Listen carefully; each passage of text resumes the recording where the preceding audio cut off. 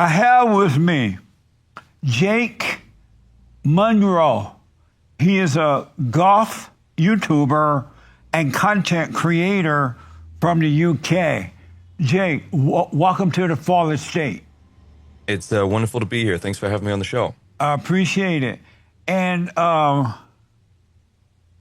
was talking to you a little earlier about what's happening over there, and we were talking about how the United States is becoming the UK as far as destruction and illegal aliens and all that mess. Why did the citizens of UK allow that to happen? Where the Muslims and the blacks are taking over and the whites are under attack and being raped and killed and robbed and murdered. Why did they allow that to happen? The whites. Well, it's not so much that they allowed it to happen. They were paralyzed into a position where they were unable to act on this happening. The state of the economy in the UK is such a precarious position at the moment, where people, the general populace of white people, they're not in a position where they've got nothing left to lose. They also don't have enough money to not complain. They're in this sort of limbo where they have just enough to live. And if they upset that very, very precarious balance, they can lose everything. They've got just enough to scrape by. And if they were to revolt in any way, or which I'm going to say next up, which is one of the other reasons why they don't say anything, but if they were to be incarcerated or detained, if they were to be put on blast for being a racist or whatever, then that's whatever little money they have left completely gone. I mean, it would be better in terms of motivating a revolt if people here in the UK had nothing left. I've got nothing left to lose, let's fight. But they're in this very, very precarious economic situation. And the other reason why they've been allowed to use the phrase allowed it to happen is because, quite frankly, there's nothing they can really do, because there has been legislation and policy put in place in order to paralyze people from saying things. There are legalities correlated to saying things against immigration. Like, for example, have you heard of Prevent that operates here in the UK? Prevent? Yeah, Prevent. No, I've not heard of that. Yeah, it's a denomination of the terrorist police force here in the UK, and they're specifically organized to deal with extremism, to deal with terrorism, which is a blanket term. It's an ambiguous term that they operate under. But what they typically do, a lot of people are familiar with the 2023 reports of around 12,000 people in the UK being arrested for social media posts. Probably familiar with this kind of statistic. Right, yes. Yeah, so that's a very, very famous 2023 statistic of the amount of people that were, at the very least, brought in and questioned for the posts that they made online. Prevent are responsible for that happening. And they've arrested mothers in the middle of the day and teenagers, and they've arrested hardworking fathers and stuff like that. And with the punishments that they've been doling out, even for saying things on the internet, Facebook, very, very mild things, absolutely innocuous things, even just saying, I'm not entirely satisfied with the amount of immigration coming into the UK. Nothing derogatory, not even slurs were being used, and that was enough for these people to be detained. That's amazing. The reason why people aren't revolting against this, the reason why this is being allowed to happen by the British natives, is because, quite frankly, they're economically and legally not allowed to fight against it. But if they don't stand up, and then I have a follow-up about that. If they don't stand up and things are as bad as they are now, they can only get worse if you don't stand up at the risk of losing it all, because you're going to lose it all anyway. Exactly. And this I think, is becoming very, very apparent, because at first you have those that are politically aware. You have a small group of voices that are always trying to wake up the proles, so to speak, to use Orwellian language there. But there's a few people, a minority of people that are aware of what's happening, and they're constantly using their voices to try and wake everybody else up, because it's not going to be a small few that do it. It's going to be a nationwide revolt against this regime. And so many things have happened in such a short amount of time. I think now even the layman, even the working man, is starting to realize that the system is not incompetent. It's actually purposefully rigged against them. And I can definitely sense there's growing tension and discomfort amongst the working class British. So I think we are on the precipice of something quite cataclysmic happening here in the UK. And when you mentioned the YouTube punishment and the arrest for even slightly thinking about it's wrong to have illegals there and all that, that is pretty much happening to white people, right? Mostly white people are being punished and being locked up and all that for thinking or disagreeing with this. Am I right about that? You are correct. Yeah, it's almost exclusively white people that suffer punishments for that. In fact, there's an example of that recently. There was I don't know if you heard about this, but there was a Muslim man that recently went on a stabbing spree in a Jewish neighborhood here in London. Yeah. It was Golders Green, and a couple of Jews were stabbed. Now, the individual, the Muslim man that was responsible for the stabbing, had already been processed by Prevent, who was supposed to dole out punishments or even detain these kinds of people. But he went through all their tests and all their checks and all their background checks, and the guy was allowed to walk away from Prevent, who have arrested and detained and locked up white British people for far, far less than what he was being questioned for. And he subsequently went on to walk into a Jewish neighborhood with a knife and just start swinging the knife around. So yeah, it's what they refer to over here as two-tier justice. Yeah. And that was that young man that was stabbed, according to the report. And the police were handcuffing him, and he said, "I've been stabbed," but they didn't seem to care or believe him. Yeah, that was Henry Novak. We reported on that. Yeah, that was a very, very grave, tragic set of circumstances. Yeah. What a mess. So my question, so the government over there, is it predominantly white or is it controlled by people of color?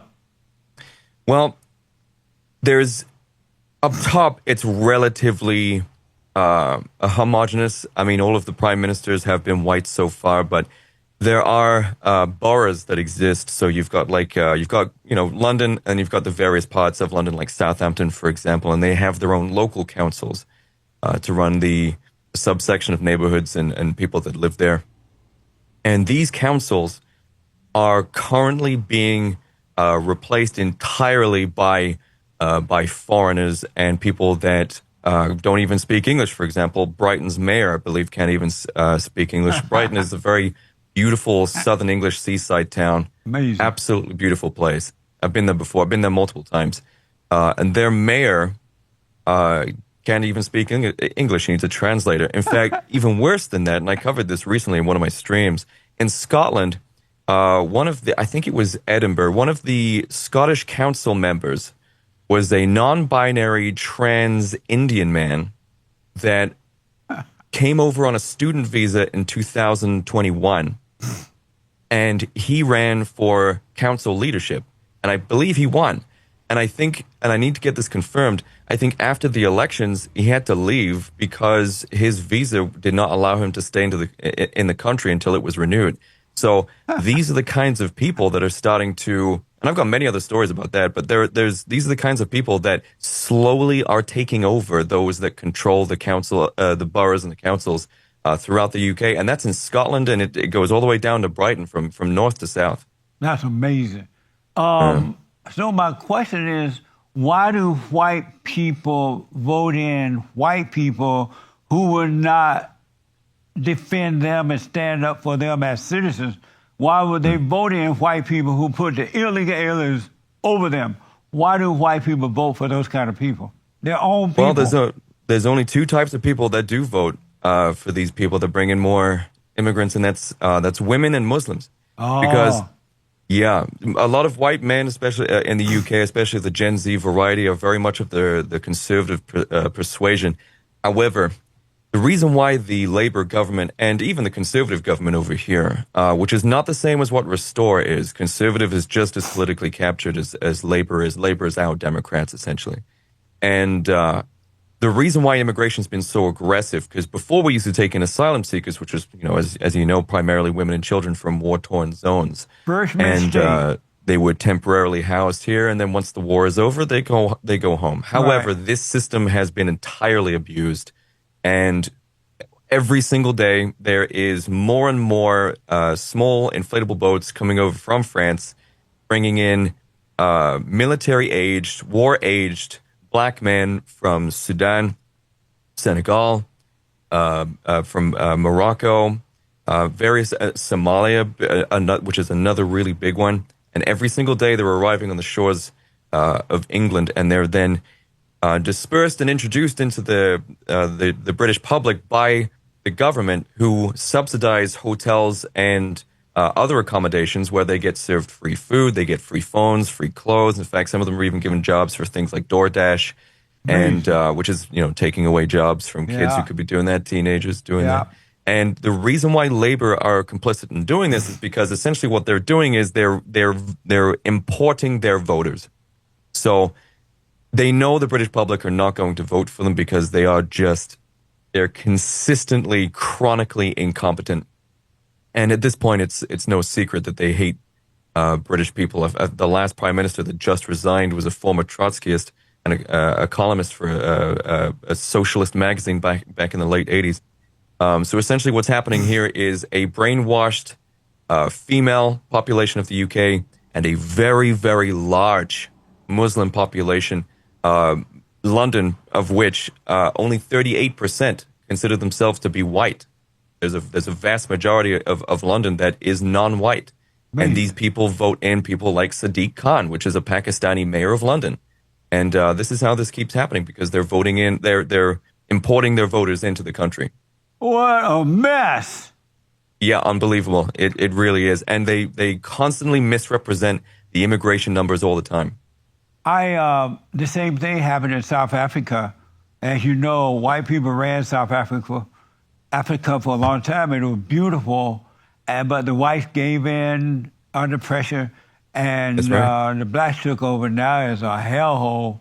White people out on the farmland trying to have a life, but the blacks, according to all reports, are following them out there and killing them and things like that. And now that's happening in America. Exactly what's happening in your country, the UK, is happening in America. It happened in South Africa. And I've noticed that in all of the white countries where it was built by white people, it was amazing. They've allowed these people to come in and completely take over.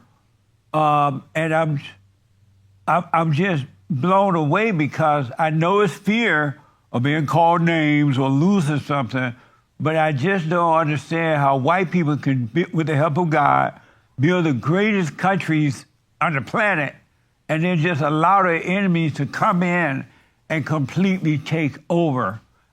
Their children, their women are being raped, robbed, knocked out in the streets and everything. I'm just not understanding, where is the fight? Well, stand up fight, voting out these people. I'm just not understanding. What do white people, and then I want to move on, Jake, but what are white people expecting to happen, and where will they go when their countries are completely taken away from them? Well, historically speaking, white people have been very, very long to anger. It takes a very long time for white people to reach a point where they reclaim their nations. I mean, the Reconquista is one, for example, that reclamation of their country took hundreds of years. It was a very, very long process. And I've said this before in a previous stream, but I believe that it is white people's very complacent nature, very placid nature, that is the reason why white people have been able to build such incredible societies and amazing architecture. Is because we're not prone to reactive violence. We are very docile, and we focus primarily on diplomacy. And I think white people do this because they know the efficiency of which we operate causes borders to shift. Entire religions get erased as a response. There's incredible amounts of casualties whenever white people do it, because we are so in terms of the military, we are so efficient. And white people always want to try and avoid that because of how catastrophic it is in order to engage in something like that because of just how powerful we are. And it's because of this virtue that we have the cities that we have, and we have the societies and the diplomacy and the capitalism and the democracy that we have, because we are not prone to reactive violence like a lot of other places throughout Africa are. They are very prone to almost childlike, very infantile fits of immediate reactionary violence. Right. And we don't do that. And because of that, we have the patience in order to really build what we have here. But the white men who founded these countries, they went through hell. They were tough. They endured. They fought back. They stood up. And then when I was growing up down in Alabama, on a plantation, under the Jim Crow law and all that mess, in those days, white people stood up even back then, especially white men. But in my country, I noticed that once they came up with this stupid idea of civil rights and all this other mess, white people kind of gave up and gave in. And it just seemed to be, it was... Well, it's like they say, it's peaceful times make weak men. Yeah. That's a good I think point. that's exactly what happened. We're not the strong, hardened, post-war white men that we used to be. This is, I mean, just look at the transgender ideologies that are spreading. They're only spreading in privileged countries. Like, you won't find transgenderism anywhere else on earth. You won't even find gay rights anywhere else on earth, except for the very, very privileged states that comprise America. And because of this peacefulness, because of this perpetual peacefulness that has created weak men, in its place, we have found degeneration, and we found debauchery, and we found all these things that are weakening America, even the white nations, from its very core. And these hard times are about to make some very strong men. Also, things will change for the good, meaning that at some point they're going to say, hell no, I won't go. Absolutely. I mean, white people for the longest time have been the global minority, ethnically speaking. And despite this, we have not only been able to maintain our numbers, though they have been declining, but we've been able to thrive on a planet that is primarily populated by what people could consider to be savages. And you've got the Eastern Asians that sort of mirror the same kind of thing that we do as well, like the Japanese and South Koreans. And they've built similar cities and societies. Some would argue, arguably, they would be better. But, you've got the Japanese, for example, who suffered 2 nuclear bombs, which was potentially enough to wipe them out entirely. But a few decades later, they made Nintendo. So there definitely is a trait that exists amongst races that innately makes them superior. And in that superiority, it doesn't really come with arrogance. I mean, you've got the colonizers from the from Europe who went out to spread their wealth and their prosperity with other nations. For example, you had the Spanish that went over to Mexico and they stopped the Aztecs from all those blood sacrifices that were killing thousands. I mean, there were local tribes that even helped the Spaniards to fight the Aztecs. And we've, even in Africa, there's been missionaries, Christian missionaries, that have gone down there, and they've abolished human sacrifice. And it's not like even our prosperity comes with this arrogance. We very much do come with altruism. We want to go out and spread that with the world. Right. Amazing.